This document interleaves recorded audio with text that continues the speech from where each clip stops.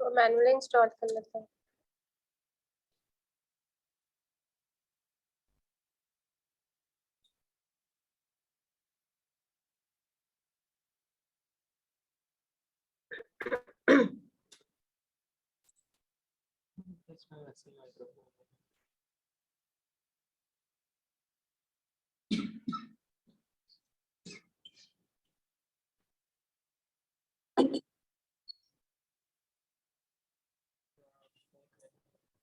Phone connect है।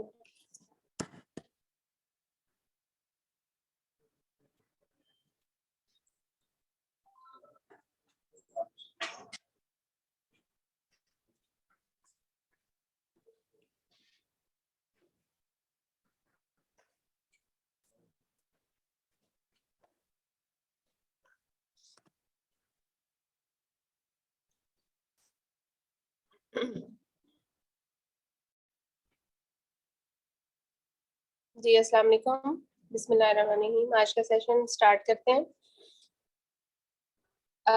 Last lesson में हम लोगों ने क्या पढ़ा था, कोई रिमाइंड कराए मुझे? Order processing, returns and refund हमने पढ़े थे। ठीक है, तो आज हम एक और इम्पोर्टेंट चीज पढ़ने वाले हैं कि अगर हमारा अकाउंट डीएक्टिवेट हो जाए उसकी क्या रीजंस हो सकती हैं और हमने अपने अकाउंट को रीइंस्टेट कैसे करना है। ये बड़ा इम्पोर्टेंट है समझना। बट अकाउंट डीएक्टिवेशन रीजन से पहले आप लोगों को कॉन्सेप्ट होना चाहिए ओडीआर एंड बीटीआर का। ODR means order defected and BTR जो ट्रैकिंग होती है हमारी उसका रेट, ट्रैकिंग उसको बोलते हैं।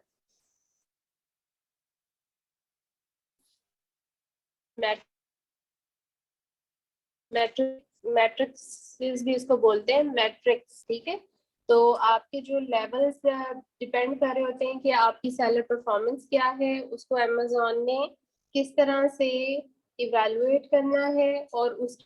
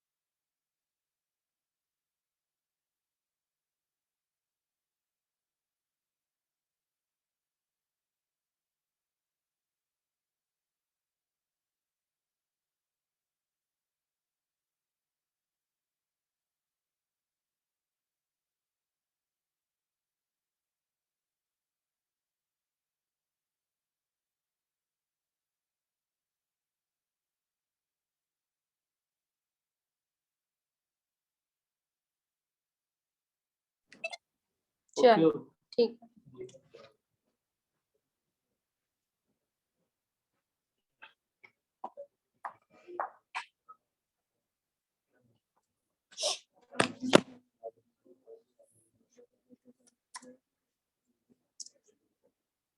ओके जी, तो यहाँ से अब हम पढ़ रहे थे कि ओडीआर की कितनी परसेंटेज है जो अमेजोन एक्सेप्ट करता है, अदरवाइज आपका अकाउंट ओडीआर की बेस पर सस्पेंड भी हो सकता है और आपकी जो सेलिंग प्रिविलेजेस हैं वो कम हो सकती हैं। पॉइंट्स होना चाहिए, और अगर 1% से ये क्रॉस करी है तो फिर आप गए। अब जैसे मैंने आपको रेशो बताई है 4/100 या 200 कर लें, करें इसको कैलकुलेट।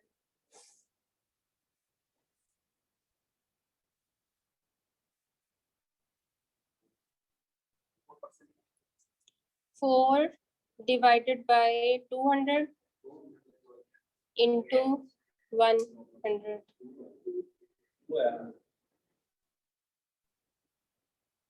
तो बस फिर आप गए। ठीक है, ये रखनी होती है। हाँ जी, डिफेक्ट रेट 4 था 2 मंथ्स में, 60 डेज है ना, तो 2 मंथ्स में। हाँ जी, ठीक हो गया। तो ये बस अब आपने इसी तरह की कैलकुलेशंस रखनी है। आपको ये भी अंदाजा होना चाहिए कि आपको एक महीने में कितने ऑर्डर्स आते हैं, एक वीक में कितने ऑर्डर्स आते हैं, तो उस लिहाज से आप अपना ये सारी चीजें पे मेंटेन रखेंगे। स्टोर की, हाँ जी, हम ओवरऑल आपका जो स्टोर की अकाउंट हेल्थ है उसकी बात कर रहे हैं। अकाउंट हेल्थ में आपका ओडीआर जो है वो हम डिस्कस कर रहे हैं कि ओडीआर उसकी डिफरेंट काइंड्स हैं और वो हर चीज के अंदर आपकी परसेंटेज हम आगे डिस्कस करेंगे। ठीक है, अब आप ओडीआर अपना चेक कहाँ से कर सकते हैं? You can view and download the ODR report by logging into seller central and going to performance. वहां पर परफॉर्मेंस की टैब आ रही होती है, account health, customer service performance, order defectivity, इस तरह आपने एरो से जाना है वहां पर, उसके अंदर ही आपको मिल जाएगा। नेक्स्ट स्लाइड है नेगेटिव फीडबैक रेट। अब जो हमारा फर्स्ट कैटेगरी है ओडीआर में वो है नेगेटिव फीडबैक रेट। ये कितना होना चाहिए? The negative feedback rate represent a percentage is the number of orders that received negative feedback divided by the total number of orders in a certain period. ठीक है, एक अब इसमें उन्होंने 60 डेज का नहीं बोला हुआ, आगे हम चेक कर लेते, नहीं आगे भी नहीं बोला हुआ। तो नेगेटिव फीडबैक 1 मंथ में आपको कितने आ रहे हैं? ठीक है, अगर 1 मंथ में आ रहे हैं, सपोज आपको 2 नेगेटिव फीडबैक आए हैं 2/30 नहीं नंबर ऑफ ऑर्डर्स, सपोज एक मंथ में आपको आए हैं 15 ऑर्डर्स आए हैं, 2/15 into 100। अब आप अपनी परसेंटेज देख लें कहाँ जाएगी। सही है, तो ये भी 1% ही होनी चाहिए, इससे ज्यादा नहीं होनी चाहिए। Because this matrix is depend on orders, the date of each order is use to calculate the negative feedback rate. ठीक है, जिस डेट पर आपका ऑर्डर प्रोसेस हुआ है वही डेट हम यूज करेंगे नेगेटिव फीडबैक की कैलकुलेशन के लिए। 1 and 2 star ratings are considered negative feedback. ठीक है, आपको अगर किसी ऑर्डर के ऊपर 1 या 2 स्टार्स मिले तो वो नेगेटिव फीडबैक होंगे। If you have received negative feedback from a customer, we recommend that you try to find the reason by contacting the customer through the feedback manager or by seller message services. अब वो ये कह रहे हैं कि अगर आपको कोई नेगेटिव फीडबैक आ जाता है तो बेहतरीन सिचुएशन ये है कि आप अपने क्लाइंट से बात करें और उसको एग्री करें, चाहे आपको रिफंड इशू करना पड़े, चाहे आपको उसको गिफ्ट हैम्पर भेजना पड़े, जैसे भी आप उसको राजी करें और उसे कहें कि वो आपका नेगेटिव फीडबैक रिवर्ट कर दे। बायर के पास ये ऑप्शन आती होती है कि वो उसको अपने नेगेटिव फीडबैक को रिमूव कर सकता है, तो उसको एग्री करें, जिस भी तरीके से आप कर सकते हैं, उससे आपकी अकाउंट हेल्थ अच्छी हो जाएगी। अब यहाँ पर भी नेगेटिव फीडबैक का जो रेट है उसको करने का बताया हुआ है, number of orders that received negative feedback. Divided by total number of orders into 100। उसके बाद सेकंड कैटेगरी आ जाती है A to Z क्लेम ना, वो हम बाद में पढ़ते हैं। If the customer revokes a negative feedback the order does not count against you. अगर वो रिवोक कर देता है, उसने कैंसिल कर दिया नेगेटिव फीडबैक, तो वो आपके अगेंस्ट काउंट नहीं होगा, लेकिन उसको अपडेट होने में 48 आवर्स लगेंगे, 2 दिन लगेंगे अमेजोन के सॉफ्टवेयर में। अब नेक्स्ट आ जाता है A to Z guarantee claim rate. ये हमने कल डिस्कस किया था कि A to Z guarantee claim क्या होता है। ठीक है, ये वो गारंटी है जहां पर बायर अमेजोन से परचेज नहीं कर रहा, वो एक सेलर से परचेज कर रहा है। तो सेलर के बिहाफ पर अमेजोन बायर को A to Z guarantee provide करता है कि उसने जैसी चीज अमेजोन पे देखी है, जैसी उसकी डिस्क्रिप्शन है, जिस तरह की चीज उसने बाय की, उसको वैसी ही चीज पहुंचेगी। अगर उसमें कोई मसला है तो क्लाइंट के पास ये राइट है कि वो A to Z क्लेम कर सकता है। बट अगर आपके against A to Z claim आ जाता है तो आपके अकाउंट की हेल्थ बहुत ज्यादा मुतासर होती है, वो हम पढ़ते हैं। The A to Z guarantee claim rate represent a percentage is the number of orders that receive related claims in a given 60 days period divided by the total number of orders in that period। ये भी 60 days का ही है, ठीक है, जैसे हमने ODR में पढ़ा है। और ये सेम उसका फॉर्मूला है, नंबर ऑफ ऑर्डर्स जिनके अगेंस्ट आपको क्लेम आया है और total number of orders into 100। ठीक है, नेक्स्ट आ गया। अब यहाँ पर वो बता रहा है कि not all types of claims affect order defect rate as reflected in the following table. Important, if you want an appeal against a claim decision Amazon will remove the claim. ठीक है, ये हमने कल भी डिस्कस किया था। अगर आपको क्लेम आ जाता है क्लाइंट की तरफ से, उसने आपके अगेंस्ट अमेज़न से क्लेम ले लिया है, तो अमेज़न आपको अपील करने का राइट देता है। और अगर आप अपील जीत जाते हो तो वो डिफेक्टेड आपके साले सेंट्रल से रिमूव हो जाता है। ठीक है, claim types that affect order defect rate, claims that are generated to the buyer and for which Amazon determines that you were a fault।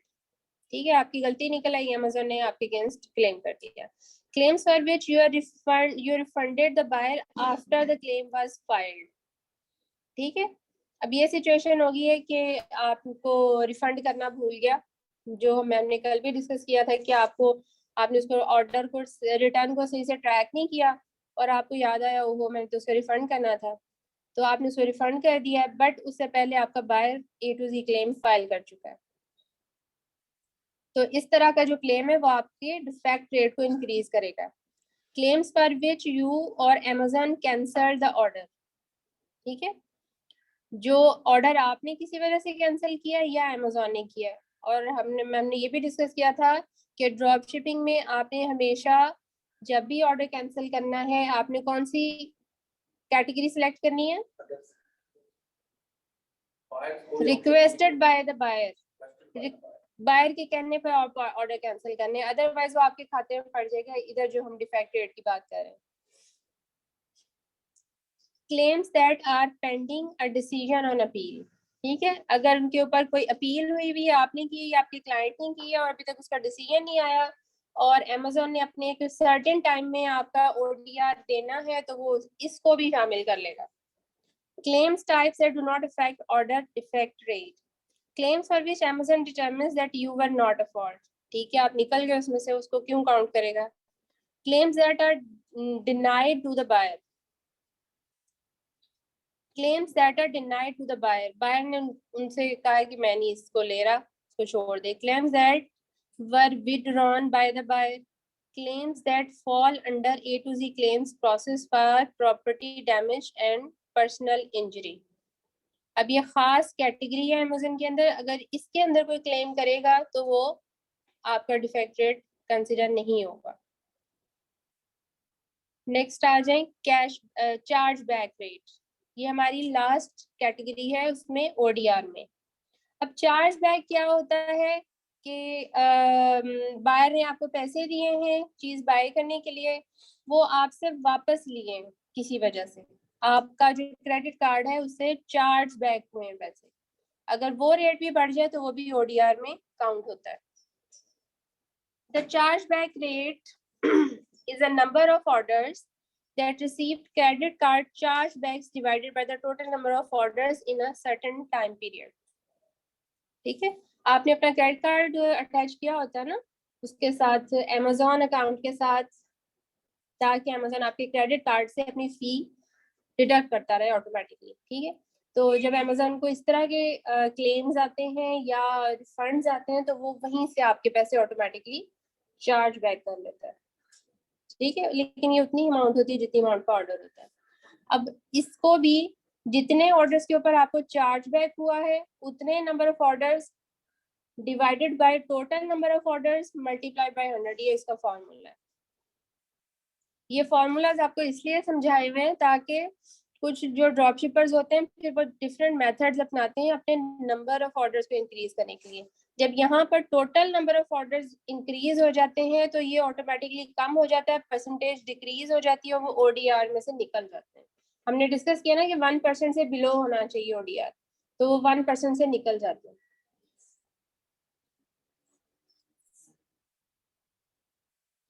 अब ये सेकंड कैटेगरी आ गई है वैलिड ट्रैकिंग रेट, वीटीआर, जो हमने शुरू में डिस्कस किया था।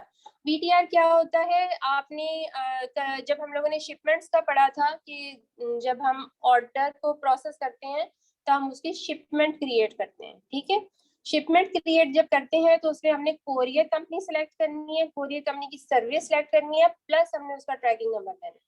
ठीक है, तो वो जो ट्रैकिंग आईडी लेनी है वो आपने वैलिड ट्रैकिंग आईडी प्रोवाइड करनी है, otherwise it will affect your account health, right. Sellers are required to provide timely and valid tracking information for orders fulfilled through a third party. Third party means आप FBM हो, अगर FBA है तो उसमें ये सारी चीजें तो आती नहीं। ठीक है, इसीलिए न्यू सेलर्स को ज्यादा इनकरेज करता है Amazon कि वो FBA करें। वहां तो आपकी जान आसानी से छूट जाती ना, फीस देती और बस पार। तो अदरवाइज अगर आप FBA में तो देख लें कितने बकेड़े। Each Amazon store, Amazon calculates the valid tracking rate VTR for each product category over a 30 days rolling period. अब VTR जो है ये उतना डेंजरस नहीं है जितना ODR होता है। ठीक है, VTR में अगर आपके ऊपर कुछ रिस्ट्रिक्शन लगेगी या अगर Amazon ने कोई एक्शन लिया तो वो ये हो सकता है कि एक कैटेगरी के अंदर वो आपको रिस्ट्रिक्ट कर दे। ठीक है, अब यहाँ पे भी वो कैटेगरी की बात कर रहा है कि वीटीआर को हमने कैटेगरी के अंदर जिस कैटेगरी में सेल हुई है उसी के अंदर हमने 30 डेज का कैलकुलेट करना है। For merchants fulfilled orders, a VTR of less than 95% in any category may limit your ability to sell seller fulfilled items within that category. ठीक है, अब आपका जो VTR है वो 95% से अबव होना चाहिए, 96, 98, 97 इतना होना चाहिए। बट अगर वो डिक्रीज कर रहा है 90 की तरफ आ रहा है, उससे नीचे जा रहा है, तो वो आपकी सेलर प्रिविलेजेस को डिक्रीज कर देगा। आप दोनों पॉजेस के साथ सीख रहे हो कि कोई चंक इधर से सीख लिया, कोई इधर से सीख लिया और फिर हम आगे कुछ दिनों के बाद इम्पोर्टेंट चीजें तो आप लोग मिस कर देते हो। अच्छा, तो ऑनलाइन लेसन लेते हैं फिर। अच्छा, सही है। Okay, when calculating valid tracking rate, Amazon first calculates the number of packages shipped with valid tracking numbers, then divides by the total number of packages shipped and confirmed within 30 days.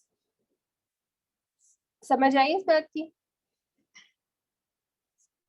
Amazon first calculates the number of packages shipped with that valid tracking number. जितने valid tracking number के साथ गए हैं 30 days में उनको count करता है, then divides by the total number of packages shipped and confirmed within 30 days. दोनों एक ही बात लिखी हुई है। The resulting percentage is your VTR. Shipped with valid tracking numbers, then divides by the total number of packages. अच्छा, नहीं नहीं नहीं, वो कह रहा है कि ऊपर आप वो लिखेंगे जो आपने वैलिड ट्रैकिंग के साथ भेजे हैं और नीचे वो आएंगे, ये लाइन हटा देते हैं, number of packages shipped with a valid tracking and number of packages shipped and confirm. ठीक है, ये भी हो सकता है कि आपने कुछ ऐसे ऑर्डर्स किए हैं जहाँ पे आपने ट्रैकिंग नहीं दी हुई, नीचे वो वाले टोटल नंबर आएंगे। सपोज ऊपर आपने 79 या 80 ऑर्डर्स है जिनके साथ आपने ट्रैकिंग भेजी थी, और नीचे 100 आएंगे, मे बी आपने 20 ऑर्डर्स ऐसे भेजे जिसमें आपने ट्रैकिंग नहीं दी बट आपने शिप और कंफर्म कर दिए। तो इस तरह से इसका ये फॉर्मूला निकलेगा।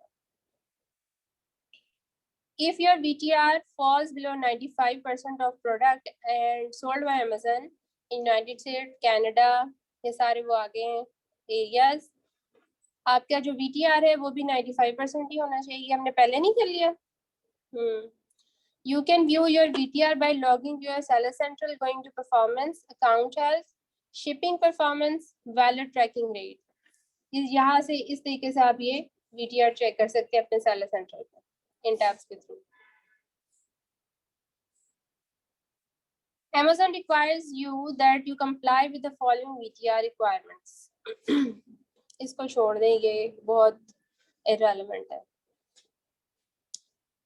बस अब हम यहाँ से डिस्कस करेंगे रीजंस। ठीक है, अब हम लोगों ने अभी तक ये पढ़ा है कि आपका जो अकाउंट हेल्थ है उसको आपने किस तरह से मेंटेन करना है। While you are drop shipping में अकाउंट हेल्थ बहुत ज्यादा बार बार मुतासर होती है। उसकी क्या रीजन है? एनी रीजन आपके माइंड में क्या आता है? हमारी सोर्सिंग हमारे अपने हाथ में नहीं है। ठीक है, हमारी प्रोडक्ट हमारे हाथ में नहीं है, हम डिपेंड कर रहे हैं थर्ड पार्टी के ऊपर, एक और सोर्स के ऊपर डिपेंड कर रहे हैं। तो इस वजह से समटाइम्स हमें ट्रैकिंग टाइम से नहीं मिल पाती, समटाइम्स हमें हमारी जो प्रोडक्ट है वो टाइमली शिप नहीं हो पाती। तो हमने ये सारी चीजें कस्टमर सर्विस के थ्रू हैंडल करनी होती है। ठीक है, अपने कस्टमर को अगर उसका कोई मैसेज आता है मुझे चीज नहीं मिली, मुझे ये मांगा था वो आ गया, ये हुआ वो हुआ, तो आपने उसे टाइम भी लेना होता है और आपने उसको बड़े ही पोलाइट वे में टैकल करना है by giving some solid reasons जिसको वो मान लें। आगे हमारा बड़ा अच्छा एक टॉपिक आ गया है। Thank you so much.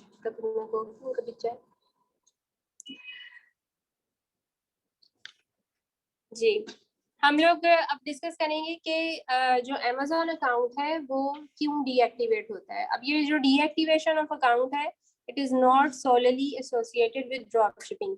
It can be done while you are doing FBA wholesale or you are doing private label or arbitrage, anything. किसी भी चीज में आपका अकाउंट जो है वो डीएक्टिवेट हो सकता है। मेन रीजन इसकी दो ही होती हैं अकाउंट डीएक्टिवेशन की। नंबर 1 है सेल्फ प्रोटेक्शन। अब ये सेल्फ प्रोटेक्शन किसकी है? Amazon की अपनी सेल्फ प्रोटेक्शन है। नंबर 2 है कस्टमर सेटिस्फेक्शन। Amazon जो है ये बेसिकली इन दो रीजंस की वजह से आपका अकाउंट डीएक्टिवेट करता है। अब ये दो बड़ी कैटेगरीज मैंने आपको बता दी हैं। अब सेल्फ प्रोटेक्शन में जो दूसरे अदर सेलर्स हैं, ब्रांड्स हैं, उनके राइट्स की इंफ्रिंजमेंट भी आती है जिसको आप आईपी वायलेशन बोलते हैं। इसके अलावा Amazon किसी भी रीजन पर अगर फील करता है कि उसके प्लेटफॉर्म को आपकी किसी भी हरकत से नुकसान पहुंच रहा है, उसकी गुडविल को नुकसान पहुंच रहा है, तो वो उसकी वजह से आपका अकाउंट डीएक्टिवेट कर देता है। ठीक है, कुछ रीजन ऐसी होती हैं जिसकी बाद आपका अकाउंट रीइंस्टेट नहीं होता किसी भी सूरत में, बट कुछ रीजन होती हैं जिसमें Amazon आपको लिवरेज देता है और अकाउंट दोबारा रीइंस्टेट हो जाता है। ठीक है, और दूसरी चीज है, चूंकि Amazon एक ऐसा प्लेटफॉर्म है जो कि अपने बायर की प्रोटेक्शन करता है, बायर के राइट्स की प्रोटेक्शन करता है, बायर को प्रायोरिटी देता है। इस वजह से बायर की सेटिस्फेक्शन उसके लिए बहुत ज्यादा मैटर करती है कि किसी भी वजह से आपने कस्टमर को नाइट किया तो आपका अकाउंट ही गया, आपके जो सेलर प्रिविलेजेस हैं और आपके सेलिंग राइट्स हैं वो खत्म हो जाते हैं। ठीक हो गया?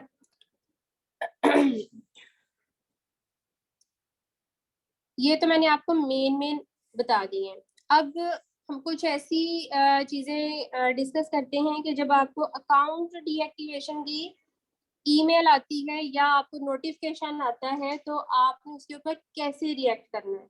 ये थोड़ी सी अनऑफिशियल बातें हैं, ठीक है, बट एज अ सेलर आपको ये अंडरस्टैंड करनी चाहिए। ठीक है, तो सबसे पहली बात तो ये है कि जब समटाइम्स कुछ लोग बहुत ज़्यादा इमोशनली इन्वॉल्व होते हैं अपने बिजनेस के साथ, तो जब उनको ईमेल आती है अकाउंट डीएक्टिवेशन के, तो उनके हाथ पैर फूल जाते हैं, उनका दिमाग भग से उड़ जाता है, ये क्या हुआ, मेरा तो सब कुछ मेरा अमेजोन अकाउंट ही था। ठीक है, तो मतलब इस तरह से काफी परेशान हो जाते हैं और परेशानी में उनको समझ नहीं आती कि व्हाट टू डू। ठीक है, उस परेशानी में वो गलत डिसीजन करते हैं। तो सबसे पहले तो आपने अपने आप को बड़ा काम डाउन करना है। जब भी आपको अकाउंट डीएक्टिवेशन का नोटिफिकेशन आएगा तो अमेजोन आपको ईमेल करेगा। ठीक है, ईमेल करेगा, प्लस आपका जो सेलर अकाउंट है उसके ऊपर फ्रंट पेज के ऊपर आपको अमेजोन की तरफ से मैसेज आया हुआ होता है। ठीक है, अकाउंट हेल्प में वो रेड कलर में आपको नजर आ जाता है। आप वहां से भी जाके वो मैसेज पढ़ सकते हैं, अपनी जो ईमेल आपने अमेजोन अकाउंट के साथ अटैच की है वहां से भी मैसेज पढ़ सकते हैं। अब आपकी जो अंडरस्टैंडिंग है फॉर दैट मैसेज, ये बड़ी नेसेसरी है। आपको अच्छी तरह अंडरस्टैंड करना है उसको कि अमेजोन ने कहा क्या इस ईमेल में। ठीक है, आपको 15-20 दफा भी वो ईमेल पढ़नी पड़े, आप उसको पढ़ें, और उस टाइम पर आप पढ़ें जब आप बिल्कुल फ्री ऑफ माइंड हो, आपने बच्चों को स्कूल से ना लेने जाना हो, ग्रोसरी ना करने जाना हो। ठीक है, आप बिल्कुल फ्री ऑफ माइंड हो, रिलैक्स हो, फिर आप उस ईमेल को पढ़ें। ठीक है, और ईमेल पढ़ने के बाद आप असेस करें कि अमेजोन ने आपसे क्या कहा है, राइट। और जो भी रीजन उसने लिखी है, हम उस रीजन को अमेजोन से किस तरह से बात करेंगे, क्या ग्राउंड्स बनाएंगे जिसे अमेजोन मान जाए। ठीक है, क्योंकि देखिए अमेजोन भी तभी पैसा बनाता है ना जब सेलर पैसा बनाता है। तो अमेजोन को सेलर अब इतने भी बुरे नहीं लगते। ठीक है, अगर आपका एक अच्छा अकाउंट चल रहा था, अच्छी सेल दे रहा था, तो अमेजोन आपको लिवरेज देगा, वो आपकी बात सुनेगा। अच्छा जी, एक जो काफी ज्यादा प्रॉब्लम फेस करनी पड़ती है पाकिस्तानियों को, वो होती है आईपी अपडेट की।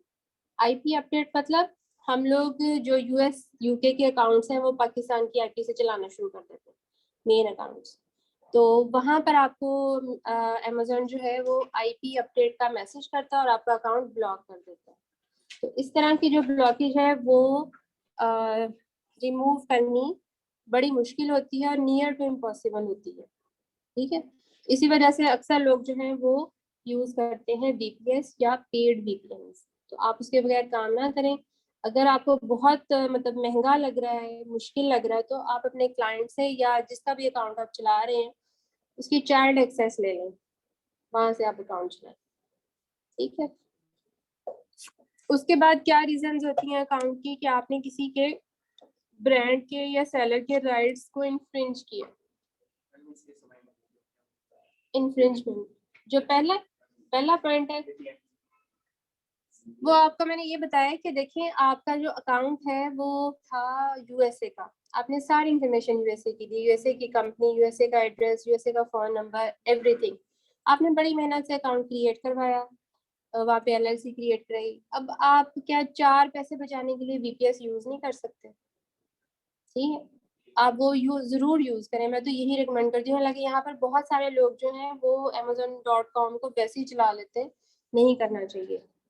ठीक है, तो पहले तो अमेजन बहुत स्ट्रिक्ट एक्शन लेता था आपका अकाउंट, इस वजह से फॉरन ब्लॉक हो जाता था। आईपी अपडेट कहते थे उसको, लोकेशन अपडेट।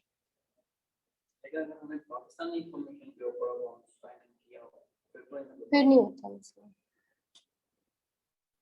नहीं चाइल्ड एक्सेस के ऊपर कोई प्रॉब्लम नहीं। उसमें ये एज्यूम किया जाता है ना, उसको कहते हैं सेलर परमिशन। तो वो मेन अकाउंट है, वो जिसका भी मेन अकाउंट है वो आपको इस तरह से शो करेगा कि ये मेरा एम्प्लॉय है।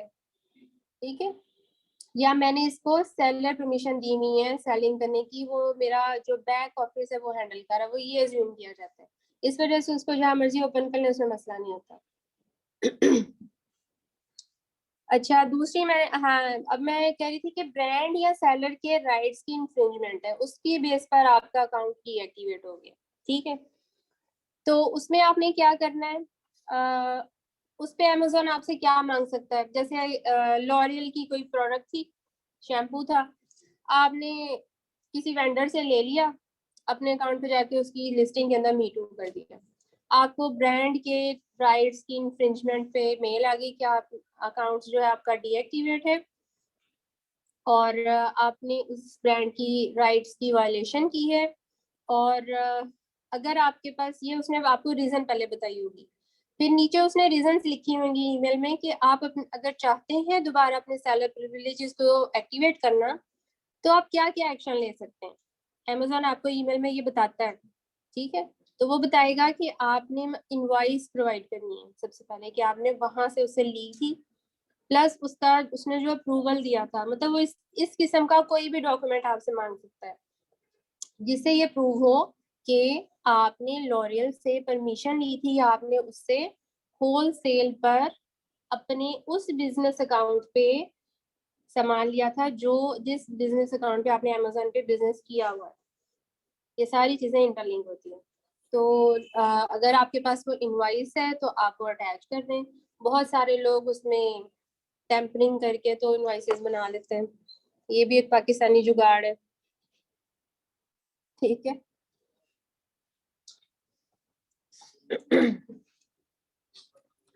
फिर आपका अकाउंट किस वजह से डीएक्टिवेट हो सकता है, अगर आपका ओडीआर रेट बहुत ज्यादा बढ़ जाए, आपका रिटर्न रेट बढ़ जाए, आप रिफंड सही से प्रोसेस ना करें, ठीक है। मींस कस्टमर सेटिस्फाइड नहीं है आपसे, अमेजोन चेक कर रहा है कि आपका कंप्लेंट्स बहुत ज्यादा आ रही हैं आपकी प्रोडक्ट की, आपके रिफंड्स बहुत ज्यादा आ रहे हैं, इस तरह मसला हो रहा है, तो अमेजोन आपका अकाउंट डीएक्टिवेट कर देगा, ठीक है। उसमें फिर आपको उसकी रीजंस बताएगा, फिर बताएगा कि आप बताएं कि आप अपने आप को कैसे इम्प्रूव करेंगे। अगर आप इसकी एक्टिवेशन चाहते हैं उसके रिटर्न प्रूफ दें, ठीक है। तो उसमें आपने क्या करना है, आपने सबसे पहले तो अमेजन से सॉरी करना है, अपनी गलती को मानना है, ठीक है, कि ये हमसे गलती है, ठीक है, ये मेरा प्रॉब्लम था। दूसरी चीज पे आपने अमेजोन को बताना है कि मैं अपनी गलती को ठीक करूंगा, in future I will be very careful, और मैं दोबारा ये मिस्टेक्स को रिपीट नहीं करूंगा।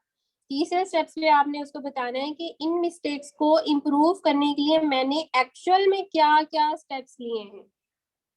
वो जो स्टेप्स होंगे उनके प्रूफ भी अमेजोन आपसे मांग सकता है, प्लस आपसे रिटर्न में कुछ मांग सकता है, ठीक है। वो क्या क्या प्रूफ हो सकते हैं कि जी मैंने अपनी जो प्रोडक्ट है वो मैंने उसकी सोर्सिंग चेंज कर ली है, जहां से मैं पहले ले रहा था मैं वहां से नहीं ले रहा, मैंने उसकी सोर्सिंग चेंज कर लिया, मैं अदर मैन्युफैक्चरर से बनवा रहा हूँ, वो मैन्युफैक्चरर की डिटेल्स मांग सकता है आपसे। फिर ये कि मैंने अपनी जो प्रोडक्ट है उसकी इंस्पेक्शन के लिए एक थर्ड पार्टी को हायर किया है, ठीक है। तो अमेजोन आपसे पूछ सकता है कि आपकी जो थर्ड पार्टी है वो कौन है, ठीक है। तीसरी चीज आप कह सकते हैं कि जी मैं अमेजोन वेयर हाउस में चीज भेजने से पहले अपने पास एक वेयर हाउस में उसको रखता हूँ, वहां पर थर्ड पार्टी वाला बंदा आता है, उसको चेक करता है, प्रूफ करता है, तो फिर मैं अमेजोन के वेयर हाउस में भेजता हूँ। तो मतलब आपने इस तरह की स्टोरीज बतानी है उसको बड़ी डिटेल में। तो इन इसकी बेस पे अमेजोन आपका अकाउंट रीएक्टिव भी कर सकता है, आपका अकाउंट, ठीक है। अब जो चीज इसमें सबसे ज्यादा इम्पोर्टेंट है वो समझने वाली ये है कि बहुत सारे लोग यूज करते हैं बने बनाए टेम्पलेट्स, ठीक है।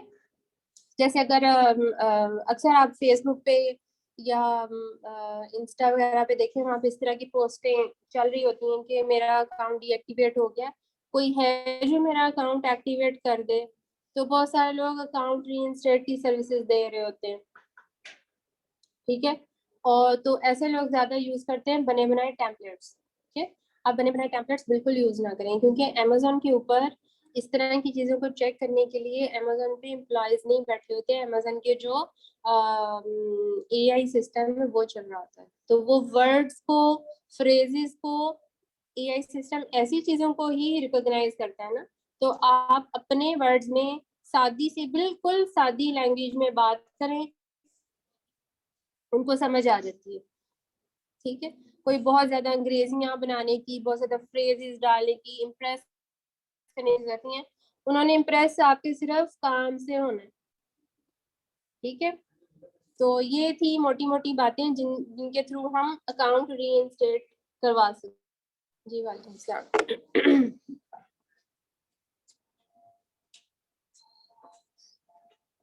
तो मेनली आज हमने ये सीखा है अकाउंट डीएक्टिवेशन में और उसको रीइंस्टेट कराने में, कि जब हमारा अकाउंट डीएक्टिवेट होता है तो हमने उस मैसेज पे फोकस करना है जो अमेजन ने हमें भेजा है। हमने वो रीजन तलाश करनी है, उसको बार बार पढ़ना है, शायद हमें उसमें कोई और नुक्ता मिल जाए, शायद हमारा दिमाग और ज्यादा चले। इस वजह से आप उस ईमेल को बार बार पढ़ें ताकि आपको उसे अच्छे से समझ आ जाए। रीजन तलाश करें, फिर उसके बाद आपने वो सारे स्टेप्स करने हैं जिसकी वजह से आपका अकाउंट एक्टिवेट हो सकता है। चाहे आप वही स्टेप्स करें जो अमेजन ने आपको रिकमेंड किए हैं, उन स्टेप्स को आप ज्यादा अच्छे से कैसे कर सकते हैं, उसमें ज्यादा बातें आप क्या डाल सकते हैं, ये एज ए सेलर आपने फोकस करना है उसके ऊपर।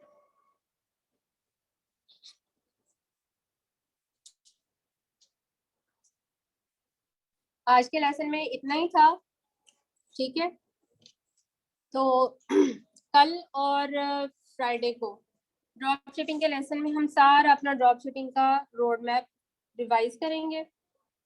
उसमें हमने जिस जिस तरह तरीके से सोर्सिंग तलाश की थी और प्रोडक्ट हंटिंग की थी, वो सारा हम दोबारा से इसको लुकअप करेंगे और मंडे से हम लोग फिर आर्बिट्राज पे आते हैं, ठीक है।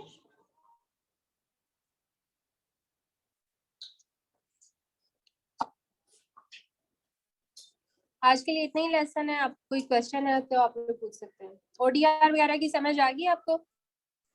ये थोड़ी सी पॉलिसी रिलेटेड चीजें थी जो आपकी अंडरस्टैंडिंग के लिए बहुत जरूरी है, क्योंकि आप चाहे एफबीओ होलसेलर हो, ड्रॉप शिपर हो, प्राइवेट लेबल कर रहे हो, तो ये चीजें आपको पता होनी चाहिए।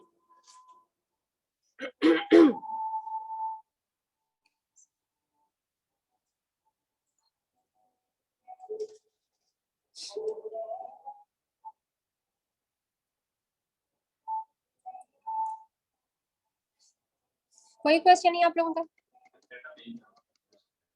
ये वाला आप लोग मुझे ईमेल करें ना मेरे मेल पे, मैं उस पर रिप्लाई बैक कर दूंगी। आपकी भी ईमेल नहीं आई थी, मैं कल वाली प्रेजेंटेशन भी आपको भेज दूंगी। va@ssitp.tk va@ssitp.pk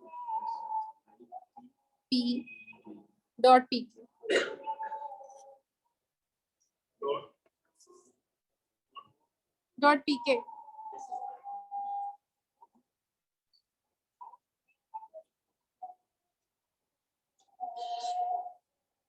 आप लोगों ने प्रोडक्ट फ्रंटिंग पे कोई काम किया? आप लोगों ने? हाँ, नहीं, वो आप मुझे भेज सकते हैं ना, मेरे ईमेल पे भेज सकते हैं।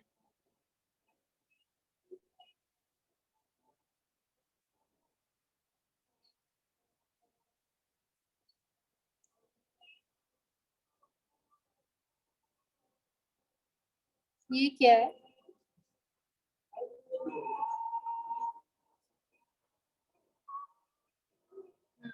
मैम, हाँ जी मैम।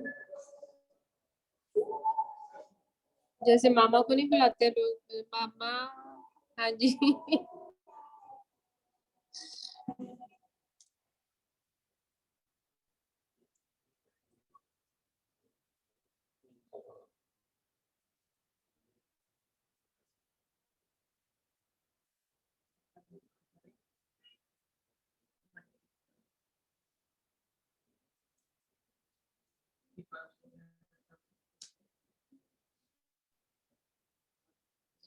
आपका अकाउंट क्रिएट हो गया? अच्छा, पानिया नहीं बना पिया? तो आईबीएन नंबर आपकी वो चेकबुक पे भी होता है? अच्छा, सही है। हाँ सही है। कौन से बैंक से बनवा रहे हैं? निजाम। निजाम का अकाउंट अक्सर लोग अटैच करते हैं, सबसे ज्यादा डिडक्शन एबीएल में होती है।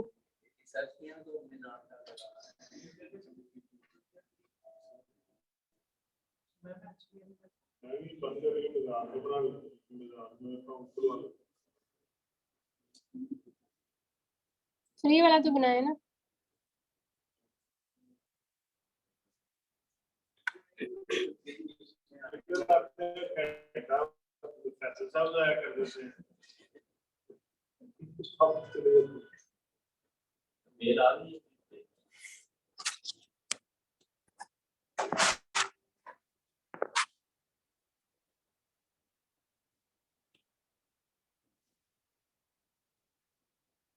दो आई तो है, फरहान अवान, अबूजर सरवर, फाहद खान।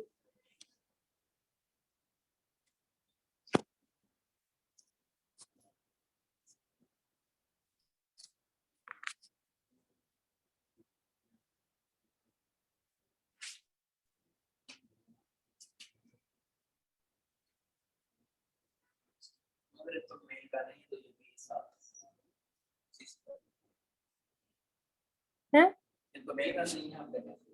नहीं नहीं, अभी तो नहीं कर रही। चलें ठीक है, आज का लेसन हम वाइंड अप करते हैं यहीं पर।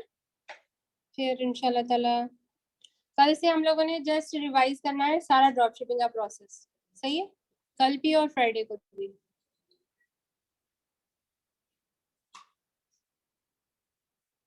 दूसरा ये कि जो हम लोगों ने अमेजोन की क्लास में टूल्स डिस्कस करने हैं, उनके थ्रू जो हम प्रोडक्ट हंटिंग कर रहे हैं, उसी में हम लोग ड्रॉप शिपिंग का भी सीखते जाएंगे कि उन टूल्स को यूज करके हम ड्रॉप शिपिंग की प्रोडक्ट्स भी ढूंढ सकते हैं। उसमें सैरिब्रो है, ब्लैक बॉक्स है, एक्सरे है, हीलियम का जंगल स्काउट है, फिर जो एनालिटिक्स है, अमेजन एनालिटिक्स, वो सारा यूज करके हम प्रोडक्ट्स निकालने सीखेंगे for FPA wholesale, drop shipping and private label. यार ये साल के कितने के मिलते हैं तो चल जाए? आप साल के लिए उनकी डायरेक्ट वेबसाइट पे जाके देखते हैं।